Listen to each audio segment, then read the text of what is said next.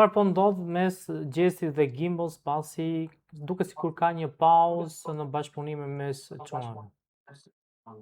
Çunat nuk është se kanë bashkëpunuar ndonjëherë bashkë, çunat janë shok shumë të mirë, kanë vendosur të lënë bashkëpunimin jashtë, sepse nuk duan të përzihen punën me shoqërinë. Për mua është një nga gjërat më të mira të mundshme që ata kanë bërë, sepse po i le, domethënë po se përziheve punën me shoqërinë, apo shoqërinë me lekun, kur i themi neve më rëndom, është më e shëndor shoqëria, është edhe më afat gjatë.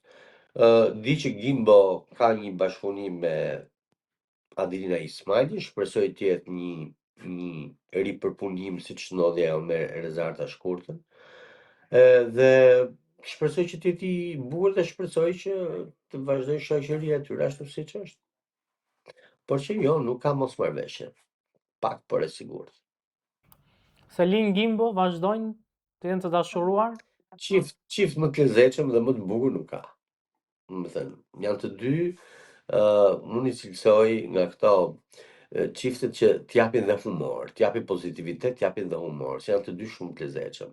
Janë të dashuruar absolutisht. Nuk e di pse ne shqiptarët jemi mësuar që t'i ndajmë, t'i pajtojmë njerëzit çdo javë, çdo muaj, bëjmë nga një ndarje, nga një pajtim, nga një dram, se nuk jetojmë dot pa telenovelat indiane alla Matteo Brichena. Po jo, mirë, mashallah. Me që folëm për Mateon dhe Brikenën, si është dukur paraqitja e tyre, po themi në ekran si moderator? Po ai ka qenë një skenar që është vënë në lojë që ditën e parë, që një muaj para se të fillonte arena, më është dukur recituese Brikena deri diku për rolin që asaj i kishin lënë, pavarësisht se Brikena ka potenciale dhe është vajzë që do më pëlqente më shumë që qenë spontane siç ka qenë në Big Brother sesa me skalet. Brikenës nuk i duhet skaleta, Brikena është vajzë që skaletën e hedh poshtë edhe mund të flasë edhe mund të thotë gjëra shumë të bukura. Më vjen keq që është përdorur skaleta sepse e ka ngurtësuar. Pastaj Matteo, okay, për pjesën e sportit ishte mirë, por më duk çik e tepërt pjesa e këngës që nuk e kuptova pse. Kemi edhe një çift, Klodi dhe Eliona. Si e ke parë si çift dhe besoni në dashurinë e tyre? Kjo pyetja besoni në dashurinë e tyre do na haj shpirtin gjithë jetës neve gazetarëve që merremi me showbiz. Nuk e di se si mund t'i përgjigjesh kësaj gjëje, po nejse. Besosh në dashurinë e tyre, duhet të jesh brenda dashurisë tyre, që ta kuptosh nëse duhet besoj pa apo jo. Se ne nganjëherë jemi fanse të një gjëje të bukur të parë nga jashtë, po nuk e dim se si është nga brenda. Edhe një mollë mund të jetë shumë e bukur nga jashtë, por është e kalbur nga brenda. Ti beson që ajo molla është shumë e mirë dhe ta marrësh dhe ta hash. Por në rastin konkret për sa i përket Elionës edhe Klodit, për mua, unë kam thënë gjithmonë, ka çifte që janë jo vetëm të bukur dhe të dashur për publikun, por për mua janë çifte me aur hollywoodiane. Dhe siç ka qenë Luizi me Kiarën. Tani unë shikoj Elionën dhe Klodin si një lloj siç unë shikoj Victoria Beckham, David Beckham apo Angelina Jolie, Brad Pitt. Njerëz të bukur që ke qef jo vetëm t'i shikosh, po edhe t'i takosh e t'i njohësh. Dhe rrallë herë showbizi ka të tilla çifte sepse siç e dim shumica janë të shtirur. Kështu që këta të paktën për mua tre çiftet më të besueshme absolutisht është Luizi, Kiara, Klodi, Eliona, Selin, Gimbo. Vë një pikpyetje të madhe tek Matteo dhe Brikena duke pasur parasysh të gjithë skenarin që përdorën për 3 muaj rresht, edhe që i lodhën njerëzit realisht, ndërkohë që ka qenë krejt e kundërta asaj që kanë shitur. Kështu që jo vetëm që besoj tek këta të dy, tek Klodi dhe tek Eliona, po i dashuroj realisht shumë sepse janë njerëz në përgjithësi janë dhe njerëz shumë të mirë dhe njerëz shumë të komunikueshëm. Me ziç po pres të shikoj si do t'jenë në Supernova, sepse janë pjesë e ka. Ku flitet se Ferma VIP këtë vit, këtë sezon do të filloj shumë më shpejt se që fillonte, ka filluar sezonet e kaluara. Pse kjo zgjedhje dhe sa i vërtet është lajm? Ne kemi reality show boll mjaftueshëm. Një këshill, nëse mua do më kërkonin, do t'ishte jo, mos e bëni. Mos e bëni sepse do i lodhni njerëzit. Do ta fillojnë në vjesht. Arsye pse?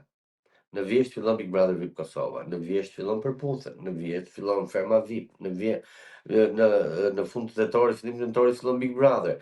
Tani dëgjoj, ne jemi 2 milion njerëz. Sa shikueshmëri televizive kemi neve, po çfarë drejtin do t'i bësh publikut, pse do t'i lodhësh? Pse do me thënë, kam përshtypjen që kjo lufta që ti marrësh audiencën, ti e para njëre këtë pa mundur ti marrësh audiencën Big Brotherit. Big Brother në momentin e tij më të keq, prap ka audiencë më të lartë se aty, sepse njerëzit janë fanatik të Big Brotherit. Ti ferm VIP nuk mund ta bësh Big Brother paralel, sepse në momentin që ti e bën Big Brother paralel, ti ke dështuar sepse do të jesh thjesht një kopje e Big Brotherit real.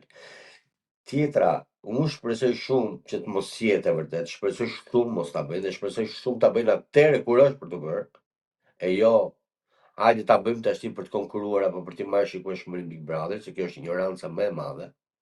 Po shpresoj shumë që personi që do merret këtë vit me gjetjen e banorëve të fermës VIP, mos jenë të njëjtët njerëz që futen shoqëninë vitin që kaloi.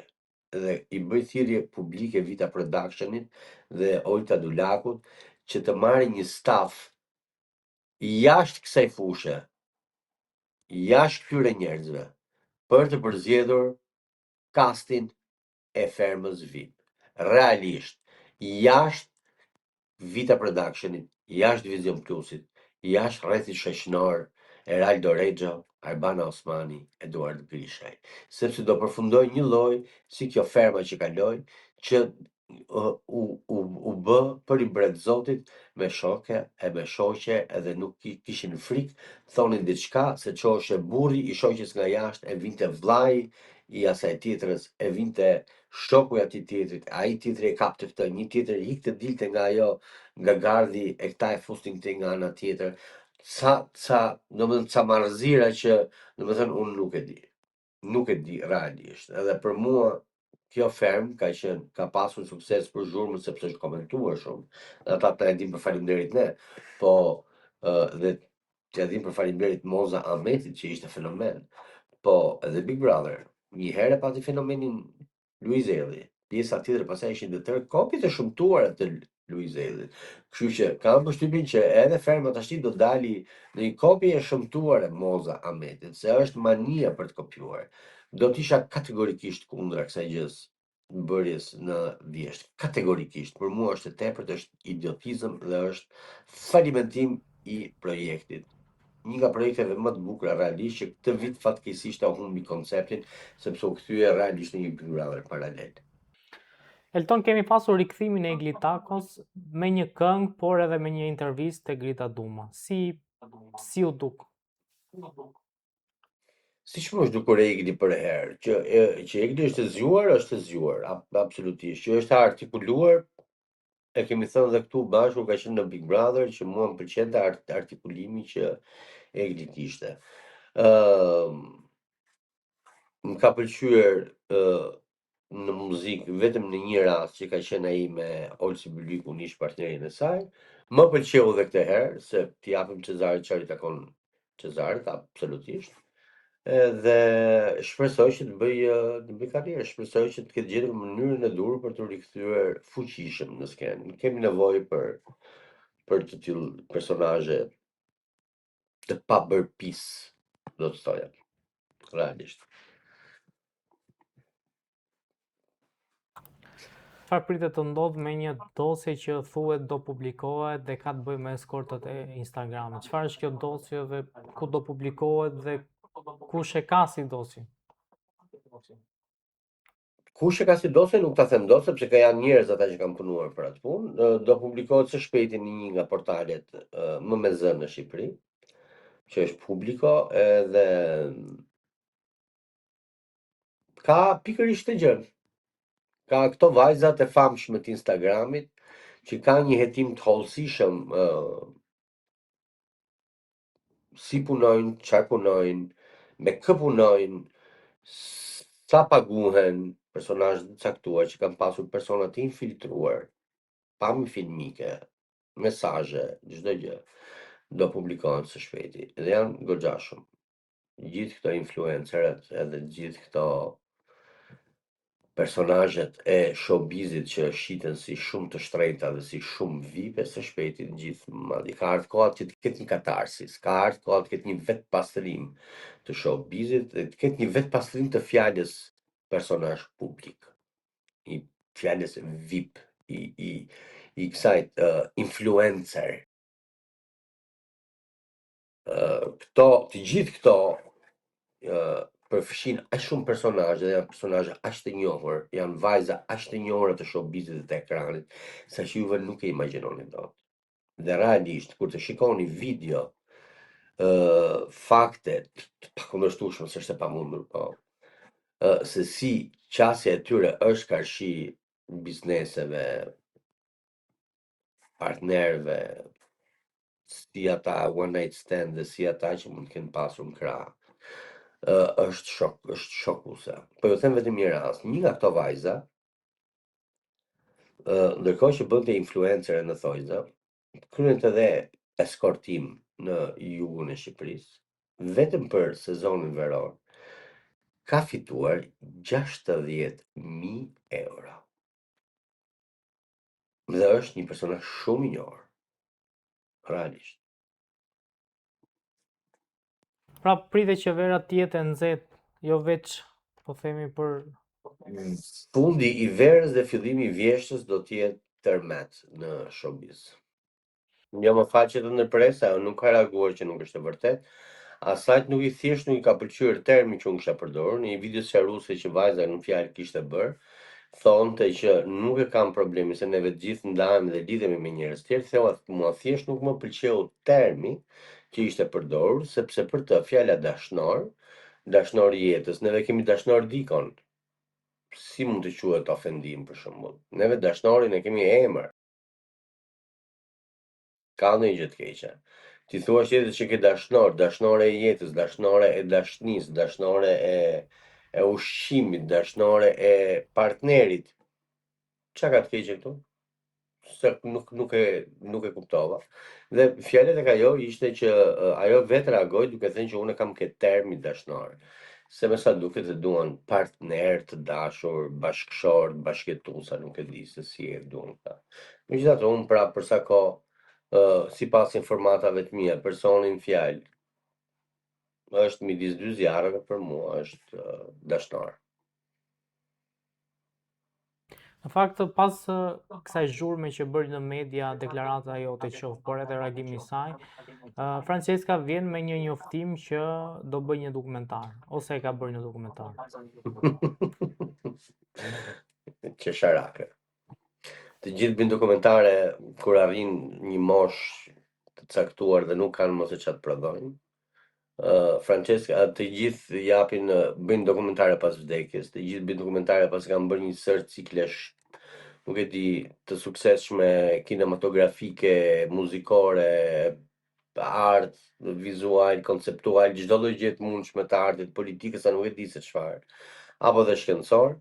Vetëm Francesca Murati, pasi reklamoi 50 çanta falso, del tashti dhe thotë që do bëj një dokumentar për të thënë vërtetën. Ku di unë i shkreti tash se si ti marrësh këto? Ktu domethënë është mirë që i ka marrë koka erë këtyre njerëzve, mirë që e quajnë veten aq VIP sa që nuk di domethënë se ku se a ka limit një herë kjo gjë? Se realisht nuk po e kuptoj. Kanë fillu bëjnë i duket vetja Victoria Beckham, duket vetja Kim Kardashian, a nuk e di se çfarë i duket vetja këtyreve që kanë 20 vite në trega edhe tani më në fund, domethënë populli është sy e vesh te këto për të parë se çfarë kanë bërë këto gjatë jetës, ndërkohë që këto se kanë nisur akoma jetën. Kjo më shokon me këta, domethënë jam shumë i habitur dhe shqyr gjeti rastin që foli dikush për të që kjo të deklaroj që po bën një dokumentar për veten. Po dokumentar për çfarë? Për të na thënë që unë lash burrin dhe jam me një tjetër. Po kujt i intereson? Këto janë gjëra që i dinë që të gjithë. Kam parë së fundmi edhe një lloj qëndrimi që ke pasur ndaj influencerëve të cilët kanë protestuar kundër kryeministit Rama, pra qeverisë lidhur me po themi mënyrën se si u zhvilluaj gjithë pjesa e projektit të Zvërnecit dhe për prezencën e tyre në koncertin e Kanye West. Pse duhet domosdoshmërisht që dikush që ishte kundër Ramës nuk duhet shkonte te koncerti i Kanye West? Tani protesta ishte kundër Zvërnecit apo kundër Ramës? Njëherë duhet mos sqarosh të gjë, sepse për influencerët që po flas kanë qenë influencerët që ishin kundër Zvërnecit. Në fakt protesta nisi si kundër Zvërnecit, pastaj Si njerëzit çdo gjë që filluan ta niset për ndërtonin edhe groqja do kundër Ramës. përfundon. Po. Si çdo gjë në Shqipëri që niset për kadaife përfundon vetë grosh. Ideja ishte këtu. Ti për sa kohë mua më del dhe më jep mend që kjo qeveri është e inkriminuar, që kjo qeveri me taksat tona është duke bërë një koncert, që kjo qeveri po mundohet na hedhë një syve, që kjo qeveri po bën këtë dhe normalisht jam mos e dakord me këto pika.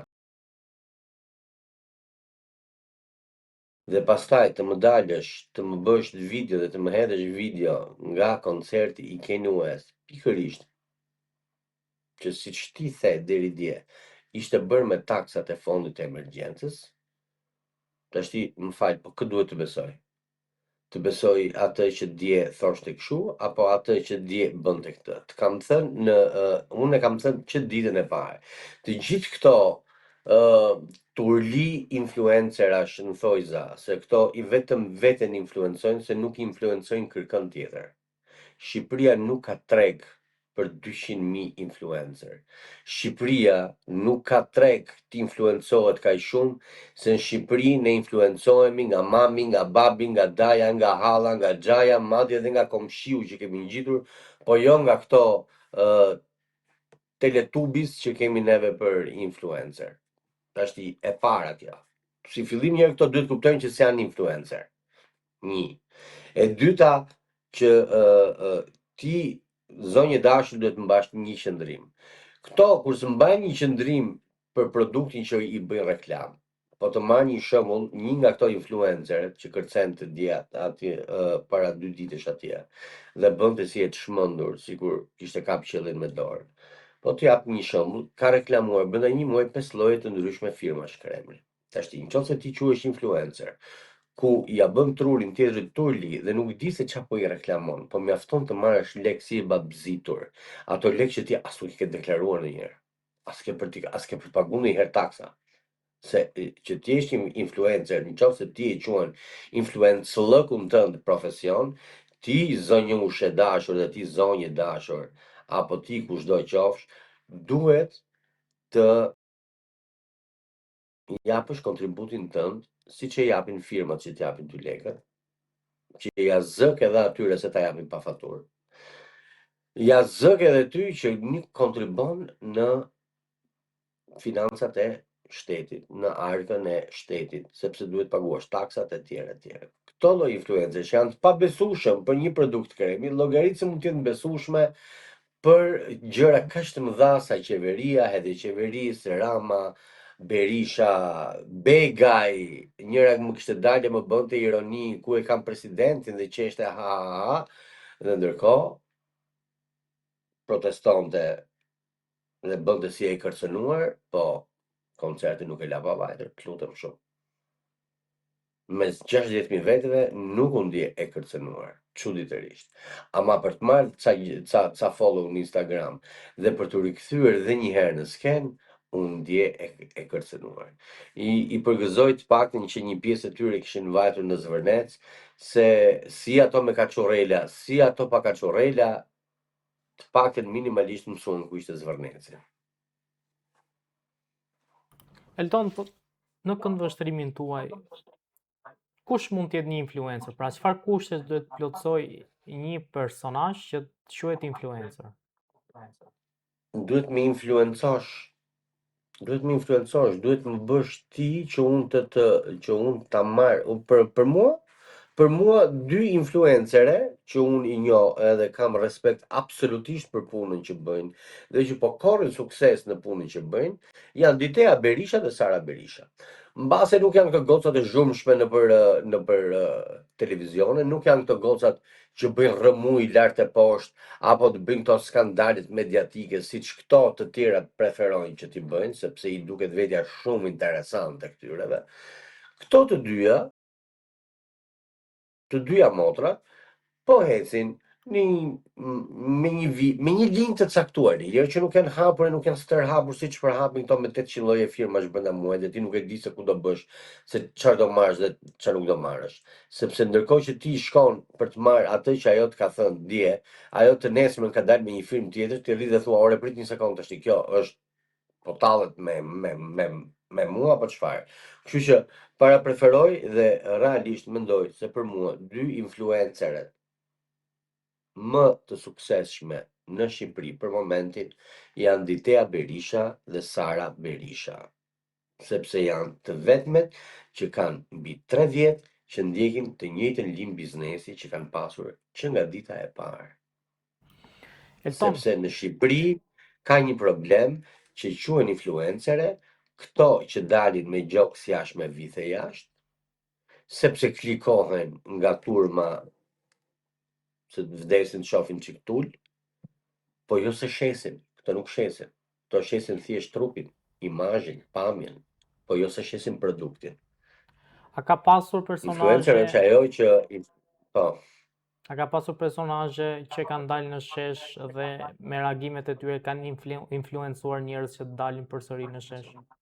absolutisht zero. Njerëzit kanë dalë shesh sepse janë influencuese, i ka vajt si kampanjë, se në kockë, si ka vajtur, s'kan dalë në shesh se doli Fatma me kaçorrela apo doli Fatma pa kaçorrela. Tash të lutem shumë, nëse ti mendon se 100.000 njerëz dolën në shesh se ishte Fatma, ishte Fioralba apo ishte Dea Michel, apo ajo tjetra Rizarta Hoxha, këto që marrin kameraman me vete që të duken bukur kur ta hedhin në Instagram, tash të lutem shumë, po jo, atëherë quhet protesta pas ka qenë paçavure, nëse unë mendoj që këto njerëzit janë influencuar nga ato. Le njerëz që se mendoj fare.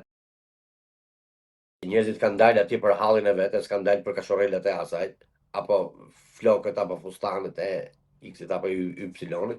Njerëzit kanë dalë që i ka vajt si kampanjës. Njerëzit kanë dalë se nuk durojnë dot më arrogancën. Dhe njerëzit kanë dalë se ka ardhur një pikë që të thuhet mjaft është mjaft. Po ç'lidhje më kanë këto? Ku janë sot këto?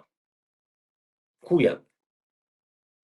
Ai shef Gjokundi apo dalin në doli dhe kjo moda tash që hajde bëjmë review negative, hajde shajm. Ke frikë të thuash një gjë apo një mendim ndryshe, sepse të turren një armat e caktuar anonime që qarkullon nëpër Instagram, Facebook, TikTok etj, që të shajnë e të masakrojnë deri tek njerëzit që të kanë vdekur. Domethënë është kafshëri. Kafshëri, këtu ka dalë, domethënë, këta kanë dalë nga kontrolli komplet, këto lloj personazhesh. Edhe më duket shumë interesante se tani që që Departamenti Amerikan i Shtetit ka vendosur që e majta ekstreme dhe mediat, portalet që kanë qenë të majta ekstreme gjatë kohës së protestës do të hetohen, dhe kjo një deklaratë bërë dhe një shkresë që është publike tashmë dhe në internet nga Marco Rubio, sekretari Amerikan i Shtetit, keni për të parë se si do zhduken këto me sekonda. Me sekonda. Se realisht është abuzuar në mënyrën më ekstreme të mundshme me një protestë që nisi si protestë drejtë dhe nuk u mor vesh pastaj se çfarë ishte duke ndodhur. Në këto influencerët kam qef t'i shoh kur të fillojnë të përballen pak me këtë të dhënurën llogari për kë e kanë bërë dhe pse e kanë bërë, se do më pëlqente shumë. Më vjen keq që do digjet i njohim me thatën se ka njerëz që e kanë bërë hajt për të pasur sa më shumë ndjekës, ka portale që e kanë bërë për të që kanë të gjithë pre lloj skeme ekstremiste të majt, po zjarri nuk pyet se këtë djeg.